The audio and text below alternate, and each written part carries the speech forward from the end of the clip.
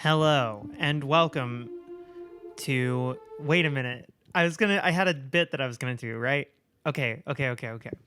Hello, ladies. It's time to carb up on some creepypasta today. I am the creepypasta virgin. I've been on the internet for a long time and I've also done a lot of horror stuff, but weird fun fact about me that you might not know is that I am not the most learned on all things creepypasta. I actually don't know that much about it and haven't read many of the stories. I've just kind of heard about them through osmosis, and that's fun. You know, I can talk about them. I kind of know the basic gist of a lot of the stories, but I've never read one. So there's one story, right? It's got a reputation. It's got a big reputation. It is the big creepypasta, the inventor, the story no one likes but everyone loves. That's right. It's Jeff the Killer. His name is Jeff, which is sort of a shit name for a killer, in my opinion. Like, over there's Don the murderer. You know what I mean? It's just, there's Ralph the mutilator. Jeffrey Dahmer. That's probably where it comes from. Jeffrey Dahmer. That's ingenious. Jeffrey the Killer. Jeff. Do you think people said that about Jeffrey Dahmer, like back in the day? Like, there goes Jeff the Killer. And nowadays that means something different. Anyway, so it's time to begin our journey into the world of creepypasta by heading over to by heading over to creepypasta.com. Hold on. Yes, creepypasta.com. It's time to read Jeff the Killer.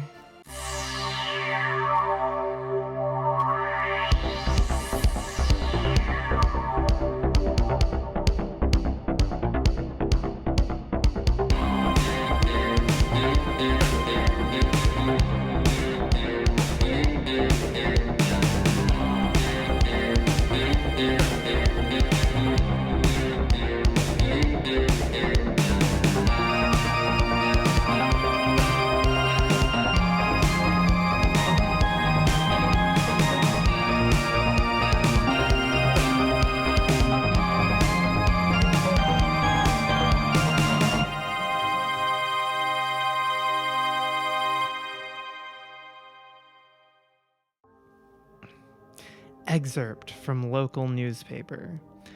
Ominous unknown killer is still at large. After weeks of unexplained murders, the ominous unknown killer is still on the rise. After little evidence has been found, a young boy states that he survived one of the killer's attacks and bravely tells his story. "I had a bad dream and I woke up in the middle of the night," says the boy. "I saw that for some reason the window was open, even though I remember it being closed before I went to bed. I got up and shut it once more. Afterwards, I simply crawled under my covers and tried to get back to sleep. That's when I had a strange feeling, like someone was watching me. I looked up and nearly jumped out of my bed. There, in the little ray of light illuminating from between my curtains, were a pair of two eyes. These weren't regular eyes. They were dark, ominous eyes. You ever seen a pair of dark, ominous eyes? They were bordered in black.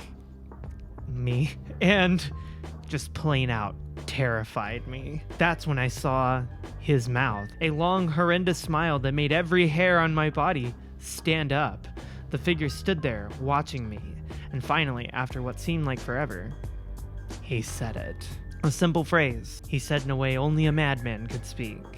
He said, "Go to sleep." I let out a scream, and that's what sent him at me. He pulled up a knife, aiming at my heart. He jumped on top of my bed. I fought him back. I kicked, I punched, I rolled around, trying to knock him off me. That's when my dad busted in. The man threw the knife. It went into my dad's shoulder. The man probably would have finished them off if one of the neighbors hadn't alerted the police. Jeff the Killer, number one fear: the police. Here's what we know so far. He hates the cops. Which, well spoken. That child is very well spoken. They drove into the parking lot and ran towards the door. The man turned and ran down the hallway. Well, there's like some dumb shit a kid would say. I heard a smash, like glass breaking. As I came out of my room, I saw the window that was pointing towards the back of my house was broken. I looked out to see him vanish into the distance. Vanish.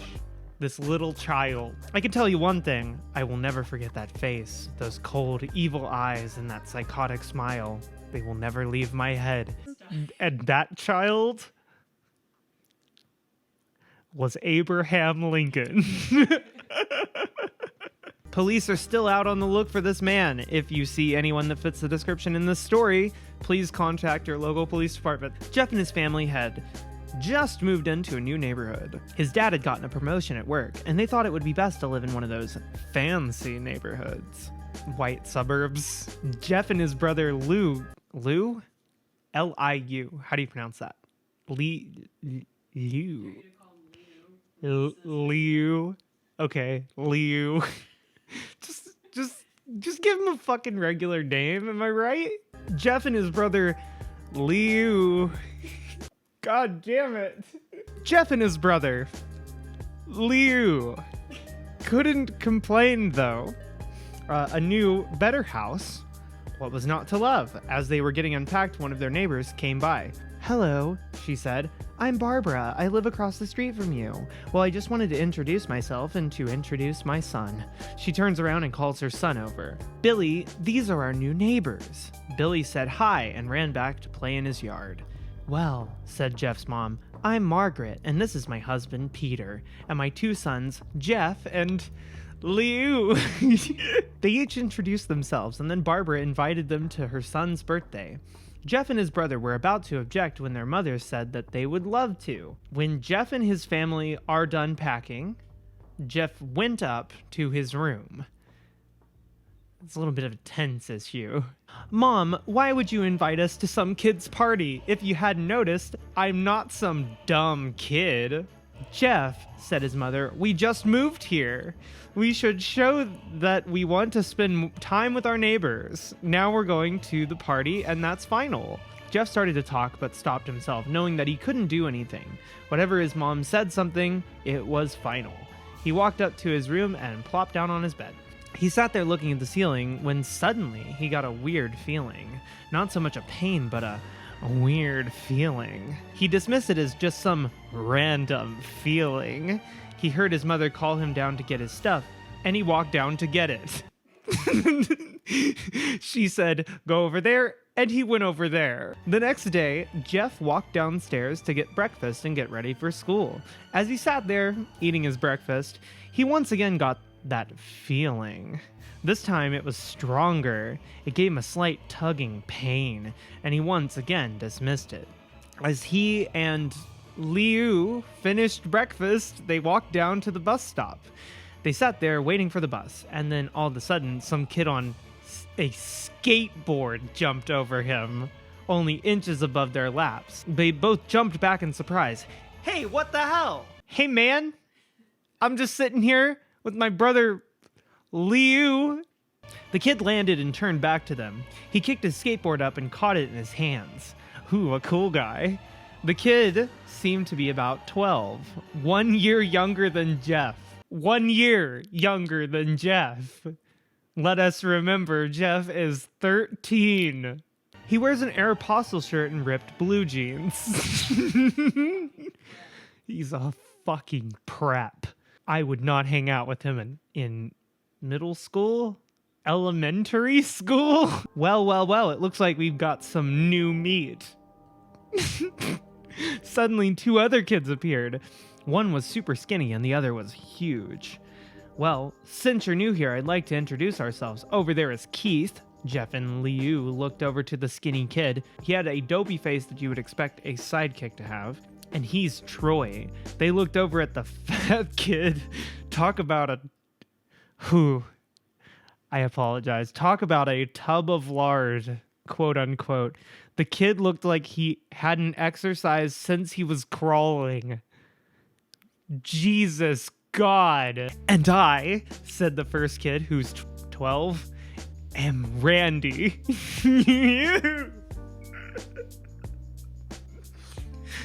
course you are. Have you met a Randy in a hot minute? When was the last time you met a Randy? Now, for all the kids in the neighborhood, there is a small price for bus fare, if you catch my drift. They're 12. Lou stood up, ready to punch the lights out of the kid. Oh, Liu, sorry. Stood up, ready to punch the lights out of one of the kids when one of his friends pulled a knife on him. Tisk, tisk, tisk. I had hoped you would be more cooperative, but it seems we must do this the hard way. The fuck kind of criminal is this kid? Like, an eloquent criminal child. All children in this story have PhDs. Yes, okay. That almost makes it funnier because then when they're like beating on each other, it's like, why are these college educated children fighting? The kid walked up to Liu and took his wallet out of his pocket. Jeff got that his wallet. How old is this kid? Liu, right? Like 9? Jeff got that feeling again. Now it was truly strong, a burning sensation. He stood up, but Liu gestured him to sit down. Jeff ignored him and walked up to the kid. Listen here, you little punk. Give me back my bro's wallet or else. Randy put the wallet in his pocket and pulled out his own knife. Oh, and what will you do? Just as he finished the sentence, Jeff popped the kid in the nose. As Randy reached for his face, Jeff grabbed the kid's wrist and broke it.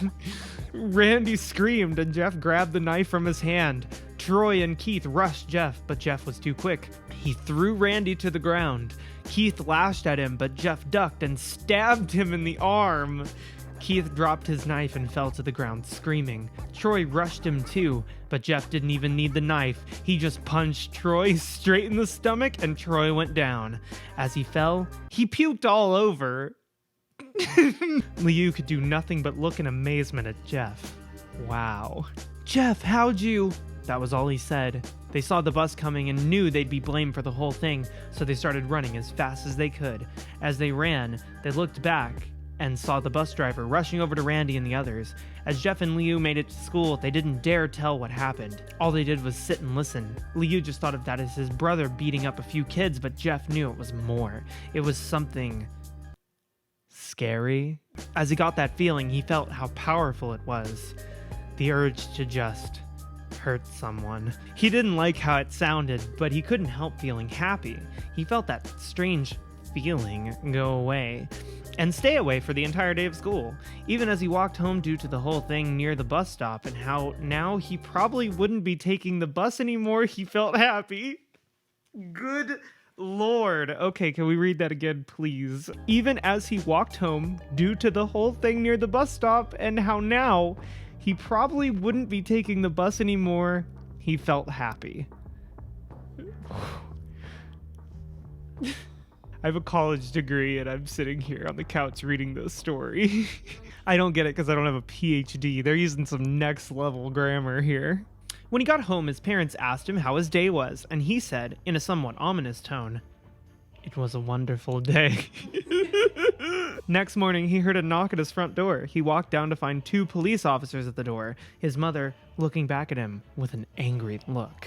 "Jeff, these officers tell me that you attacked 3 kids, that it wasn't regular fighting and that they were stabbed." "Stabbed, son!"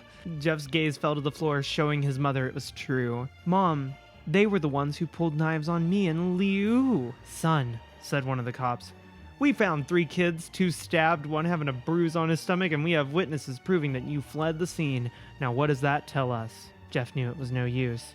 He could say him and Liu had been attacked, but then there was no proof and it was not them who attacked first. And they could say that they weren't fleeing, but truth be told, they were. So Jeff couldn't defend himself or Liu. "Son, calm down your brother." Jeff couldn't do it, since it was him who beat up all the kids. "Sir, it was me. I was the one who beat up those kids. Liu tried to hold me back, but he couldn't stop me." The cop looked at his partner and they both nod. "Well, kid, looks like a year in juvie."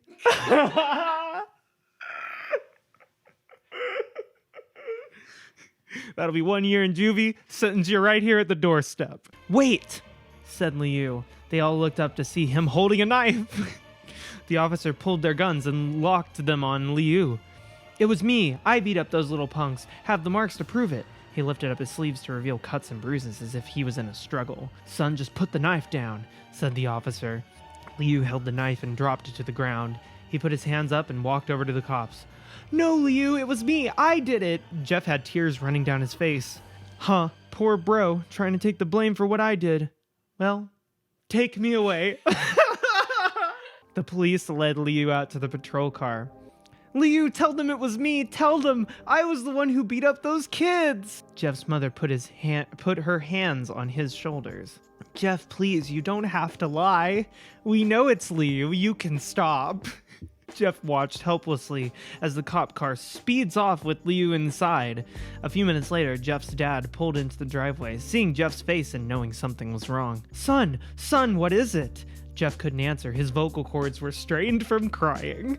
Instead, Jeff's mother walked his father inside to break the bad news to him as Jeff wept in the driveway. After an hour or so, Jeff walked back into the house, seeing that his parents were both shocked, sad, and disappointed. He couldn't look at them.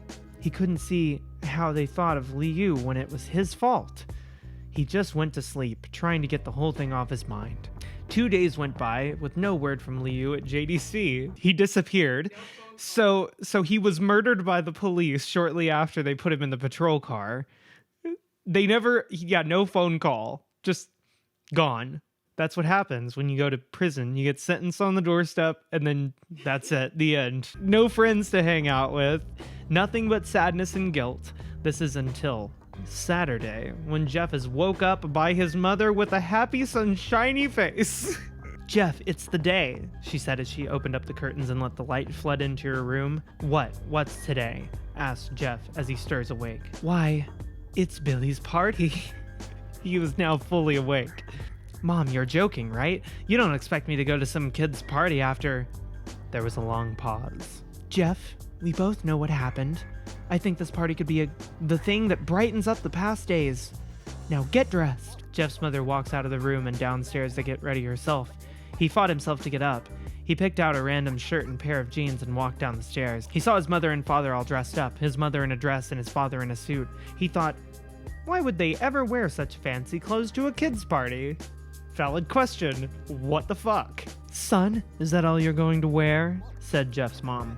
Better than wearing too much, he said.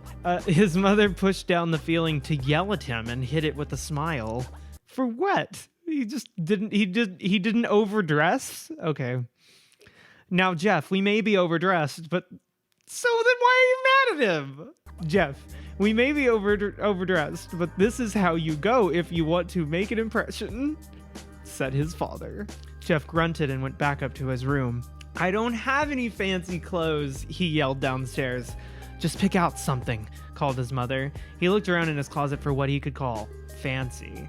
He found a pair of black dress pants he had for special occasions and an undershirt. He couldn't find a shirt to go with it though. He looked around and found only striped and patterned shirts, none of which go with dress pants. Finally, he found a white hoodie and put it on. This is like watching the early minutes of a Monster Factory. Because we know at the end of it, it's what it's going to look like. It's going to look like that horrible thing everyone's cosplaying. But until then, it's like, oh, that's where he got the white hoodie. You're wearing that, they both said. His mother looked at his watch. Oh, no time to change. Let's just go, she said as she herded Jeff and his father out the door. They crossed the street over to Barbara and Billy's house. They knocked on the door, and it appeared that Barbara, just like his parents, way overdressed. As they walked inside, all Jeff could see were adults, no kids. The kids are out in the yard. Jeff, how about you go and meet some of them, said Barbara. Jeff walked outside to a yard full of kids. They were running around in weird cowboy costumes and shooting each other with plastic guns. He might as well be standing in a Toys R Us. Suddenly, a kid came up to him and handed him a toy gun and hat. Hey, wanna play? He said.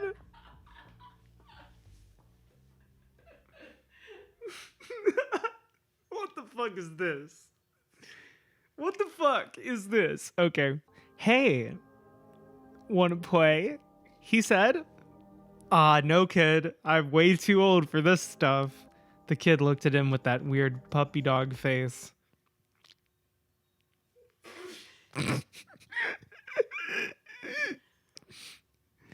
Please? Fine, said Jeff. He put on a hat and started to pretend to shoot the kids. At first, he thought it was totally ridiculous. Then he actually started to have fun. It might not have been super cool, but it was the first time he had done something that took his mind off of Liu. So he played with the kids for a while until he heard a noise.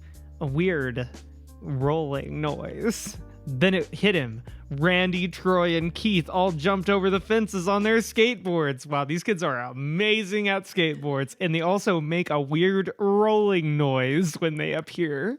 Jeff dropped the fake gun and ripped off the hat. Oh, it's shit's going down. John McClane in the fucking backyard. Randy looked at Jeff with a burning hatred. Hello, Jeff, is it? He said, we have some unfinished business. Jeff saw his bruised nose. I think we're even. I beat the crap out of you, and you get my brother sent to JDC. Randy got an angry look in his eyes. Oh no, I don't go for even. I go for winning. You may have kicked our asses that one day. Remove sunglasses. But not today. As he said that, Randy rushed at Jeff. They both fell to the ground. Randy punched Jeff in the nose, and Jeff grabbed him by the ears and headbutted him. Jeff pushed Randy off of him, and both rose to their feet. Kids were screaming, and parents were running out of their houses. Troy and Keith both pulled guns out of their pockets. They're 12, so no one interrupts or guts will fly, they said. Randy pulled a knife on Jeff and stabbed it into his shoulder. Jeff screamed and fell to his knees. Randy started kicking him in the face. After 3 kicks, Jeff grabs his foot and twists it, causing Randy to fall to the ground. Jeff stood up and walked toward the back door. Troy grabbed him. Need some help? He picks Jeff up by the back of the collar and throws him through the patio door. As Jeff tries to stand, he is kicked down to the ground. Randy repeatedly starts kicking Jeff until he starts to cough up blood. Come on, Jeff, fight me. He picks Jeff up and throws him into the kitchen. Randy sees a bottle of vodka on the counter and smashes the glass over Jeff's head. Fight! He throws Jeff back into the living room. Come on, Jeff, look at me. Jeff glances up, his face riddled with blood. I was the one who got your brother sent to JDC, and now you're just gonna sit here and let him rot in there for a whole year? You should be ashamed. Jeff starts to get up. Apparently everyone knows that the punishment for beating up 3 12-year-olds is 1 year. Everyone knows if you fight 3 children, you're going to JDC for 1 year. It's a well-known fact amongst all children. Who brought a bottle of vodka to a children's? Somebody brought a bottle of vodka to a children's birthday party. Well, those kids were skateboarding with guns in their little child pockets. I just imagine these little kids, like a 12-year-old, like a little 12-year-old with like this hulking gun in their baby pocket while they're skateboarding around. Oh, finally you stand and fight. Jeff is now to his feet. Blood and vodka on his face. He's 13. Once again, he gets that strange feeling, the one in which he hasn't felt for a while. Finally, he's up, says Randy as he runs up to Jeff. That's when it happens. Something inside Jeff snaps. His psyche is destroyed. All rational thinking is gone. All he can do is kill.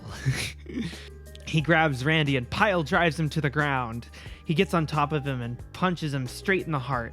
The punch causes Randy's heart to stop. As Randy grasps for breath, Jeff hammers down on him. Punch after punch, blood gushes from Randy's body until he takes one final breath and dies. Everyone is looking at Jeff now. The parents and crying kids, even Troy and Keith, although they easily break from their gaze and point their guns at Jeff.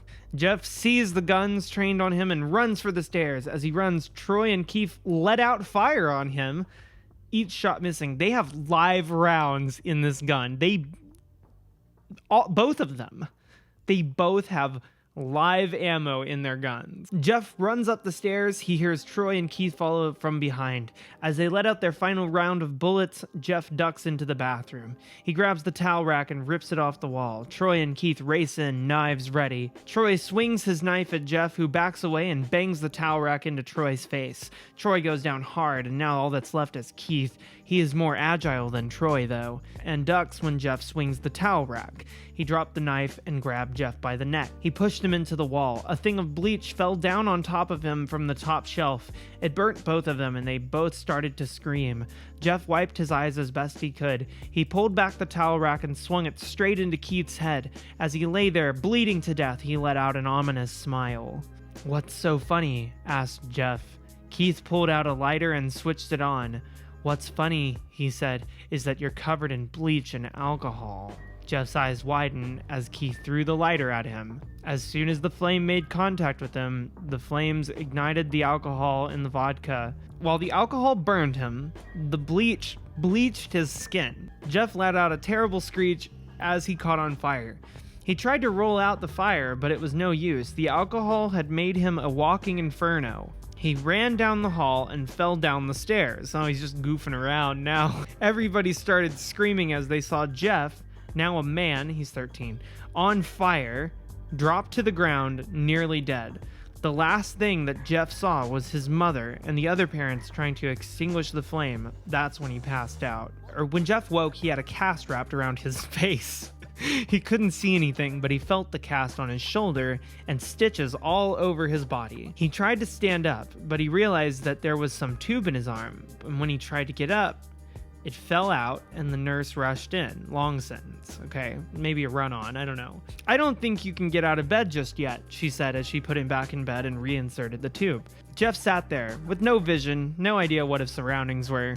Finally, after hours, he heard his mother. After hours? His parents wouldn't be like right there by their burned son. "Honey, are you okay?" Where the fuck was she? She had to go do her taxes. "Honey, are you okay?" she asked.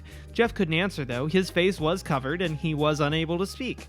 "Oh, honey, I have great news. After all the witnesses told the police that Randy confessed to trying to attack you, they decided to let Leo go." This made Jeff almost bolt up, stopping halfway, remembering the tube coming out of his arm. "He'll be out by tomorrow, and then you two will be able to be together again." Oh, thank God. So she drove to JDC to make sure her son was still alive. Jeff's mother hugs Jeff and says her goodbye. The next couple of weeks were those where Jeff was visited by his family. Then came the day where the bandages were to be removed. His family were all there to see it, what he would look like. As the doctors unwrapped the bandages from Jeff's face, everyone was on the edge of their seats. They waited until the last bandage, holding the cover over his face, was almost removed. "Let's hope for the best," said the doctor. Let's hope for the best. Okay. He quickly pulls the cloth, letting the rest fall from Jeff's face. Jeff's mother screams at the sight of his face. Liu and Jeff's dad stare awestruck at his face. What happened to my face?" He rushed out of bed and ran to the bathroom. He looked in the mirror and saw the cause of the distress. His face. It's horrible. His lips were burnt to a deep shade of red. His face was turned into a pure white color, and his hair singed from brown to black. He slowly put his hand to his face. It had a sort of leathery feel to it now. He looked back at his family, then back at the mirror. "Jeff," said Liu, "it's not that bad." "Not that bad?" said Jeff. "It's perfect." His family were equally surprised. Jeff started laughing uncontrollably. His parents noticed that his left eye and hand were twitching. Jeff, are you okay?" "Okay, I've never felt more happy. Ha ha ha ha ha! Look at me. I'm a great actor. The face goes perfectly with me." He couldn't stop laughing. He stroked his face, feeling it, looking at it in the mirror. What caused this? Well, you may recall that when Jeff was fighting Randy, something in his mind, his sanity, snapped. Now he was left as a crazy killing machine. That is, his parents didn't know. "Doctor," said Jeff's mom, "is my son all right? In the head?" "Oh yes, this behavior is typical for patients that have taken very large amounts of painkillers." They doped this fucking kid up, and now he's a murderer. They were like, this face is gonna be awful. Let's just put some Vicodin in there. If his behavior doesn't change in a few weeks, bring him back here and we'll give him a psychological test. Oh, thank you, doctor. Jeff's mother went over to Jeff. Jeff, sweetie, it's time to go. Jeff looks away from the mirror, his face still formed into a crazy smile. "'Kay, mommy. Ha ha ha." His mother took him by the shoulder and took him to get his clothes. "This is what came in," said the lady at the desk. Jeff's mom looked down to see the black dress pants and the white hoodie her son wore. Now they were clean of blood and now stitched together. Didn't they burn? Yeah. Okay. Jeff's mother led him to the room and made him put his clothes on. Then they left, not knowing that this was their final day of life. Later that night, Jeff's mother woke to the sound coming from the bathroom. It sounded as if someone was crying. She slowly walked over to see what it was. When she looked into the bathroom, she saw a horrendous sight. Jeff had taken a knife and carved a smile into his cheeks. I hate this so much. "Jeff, what are you doing?" asked his mother. Jeff looked over to his mother. "I couldn't keep smiling, Mommy. It hurt after a while. Now I can smile forever." Jeff's mother noticed his eyes, ringed in black. "Jeff, your eyes!" His eyes were seemingly never closing. "I couldn't see my face. I got tired and my eyes started to close. I burned out the eyelids so I could forever see myself. My new face." Me after 6 months of hormones. Jeff's mother slowly started to back away, seeing that her son was going insane. "What's wrong, Mommy? Aren't I beautiful?" Me. "Yes, son," she said. "Yes, you are. Let me go get Daddy so he can see your face." She ran into the room and shook Jeff's dad from his sleep. "Honey, get the gun."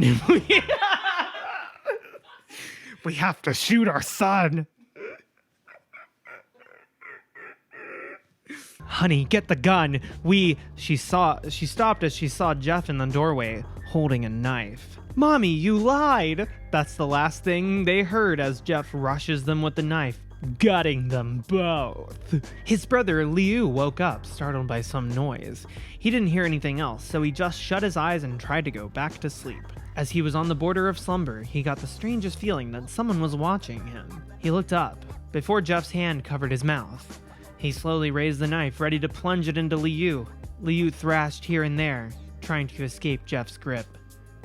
"Shh," Jeff said. "Just go to sleep." The end. Okay, so that was, is the camera still rolling? Yeah. Okay, so that was, kind of weird. I don't know what else to really say other than, wow, I'm kind of bewildered, I think.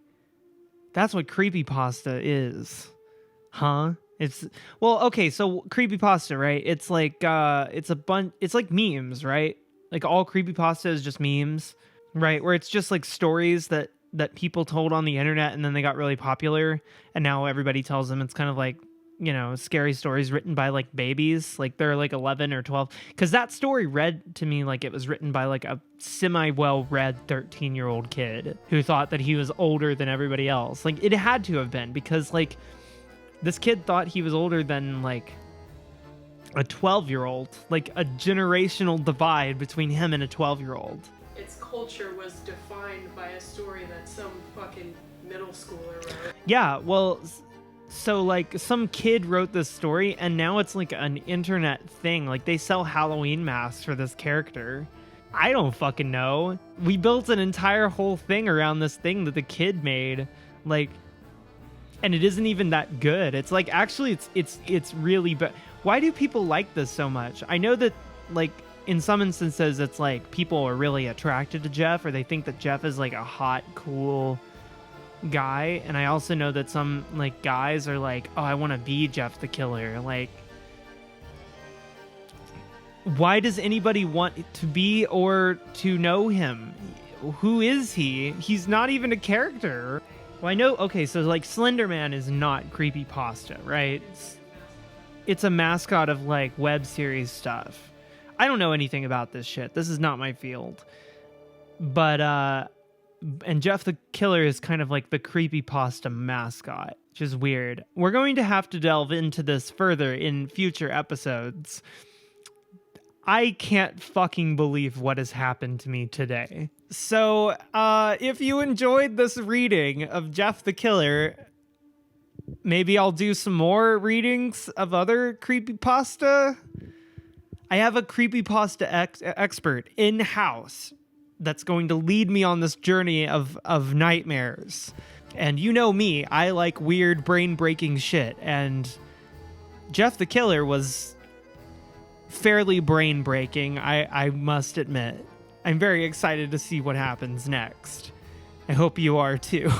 If you like this, because it's like an experimental thing, I'm going to throw in it. If you like this, please like this. And also consider subscribing. I never ask people to subscribe anymore, really, because it's just kind of like, you know, I always am like, I've got my subscribers, but subscribe to my channel and hit the little bell thing to join my fan club. I love you. I love reading to you. That's my favorite thing. I hope that you were about to go to bed and then you turned this on and I read you to sleep. That's pretty gay. Goodbye.